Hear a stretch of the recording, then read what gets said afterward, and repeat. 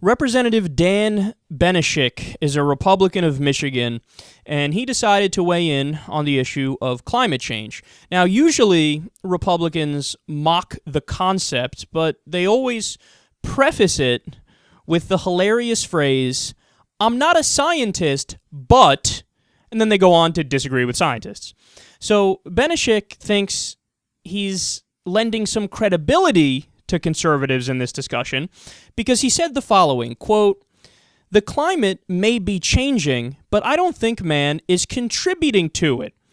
I could throw some science at you. I am a scientist.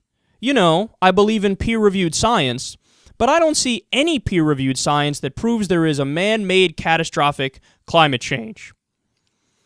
Now, I'll get back to that in a second. So you might be wondering, what field of expertise is Benishik? Well, he has a degree in biology, and he's a surgeon.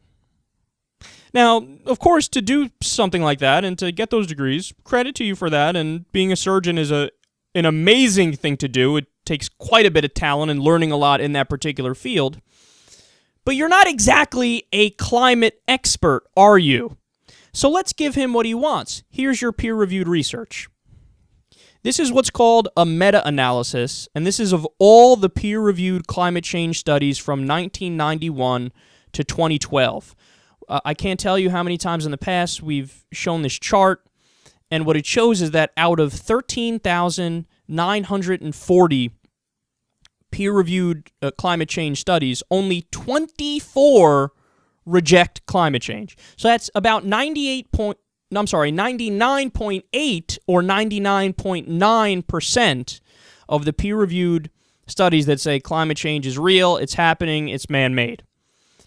So why is it that this guy is slamming climate change?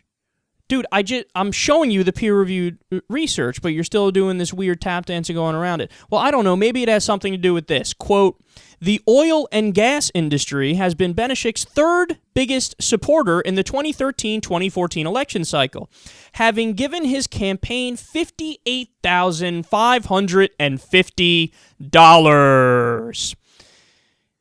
Maybe that influences him a little bit. I don't know about you guys, but when somebody gives me $58,550, I'm much more likely to listen to them and to try to help them out. So this is the problem in American politics today. And look, the consequences of this are disastrous because as a result of towing the line for the oil companies and the natural gas companies and the fossil fuel industry, you're bringing us to the point of no return. That may sound alarmist, but it's really not, according to the most recent evidence. Every single article I read today about climate change says we're in a scenario that's worse than what they thought the worst possible scenario would have been 5 years ago and 10 years ago. So isn't that stunning? What we're going to see is famine and drought and running out of fresh water in many places. I mean, sea level rise is honestly the smallest thing to worry about in terms of climate change. It always drove me crazy that liberals focused on sea level rise and said, be scared, sea level rise. No, talk about famine and drought. Talk about the fact that when you go to the store to get some milk, it might cost $42.76. Then people will listen because you're talking about their wallet. You're talking about how it directly affects them. You're talking about fresh water running out in the Midwest because they get their water from snow caps on mountaintops. But when there's no more fucking snow caps on mountaintops, where are you going to get your water from? And then they say, don't worry, we'll get it from underground. There's some reservoirs under there. Except not anymore because of a fracking loophole. Now the fracking companies have dumped all their toxic fluid in there and that water's done.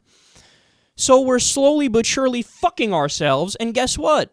The reality is, it's because all these politicians are totally bought and owned by the oil companies, among many other industries.